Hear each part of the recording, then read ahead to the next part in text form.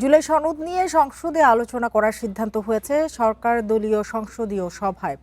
আজ জাতীয় সংসদ ভবনে অনুষ্ঠিত সভা শেষে এ তথ্য জানান চিফ হুইপ নুরুল ইসলাম মনি। চিফ হুইপ আরও জানান, সংবিধান সংশোধন সাপেক্ষে জুলাই সনদ সিদ্ধান্ত হবে জাতীয় সংসদে। একই সঙ্গে সভায় আলোচনা হয় হাম আক্রান্ত হয়ে 100 শিশুর মৃত্যু নিয়ে। চিফ হুইপ জানান, সভায় দায়ীদের বিরুদ্ধে কঠোর ব্যবস্থা নেওয়ার নির্দেশ দেন প্রধানমন্ত্রী। একই সঙ্গে শিশুদের প্রয়োজনীয় স্বাস্থ্যসেবা নিশ্চিতে 2 জন মন্ত্রীকে সারা দেশ ঘুরে পরিস্থিতি পর্যালোচনার দায়িত্ব দেন তিনি। মন্ত্রীদের দেয়া সুপারিশ অনুযায়ী পরবর্তীতে প্রয়োজনীয় ব্যবস্থা নেওয়ার নির্দেশ দেন তারেক রহমান। এছাড়া জ্বালানি তেলের কৃত্রিম সংকট নিরসনে প্রয়োজনীয় ব্যবস্থা নেওয়ার নির্দেশ দেন তিনি।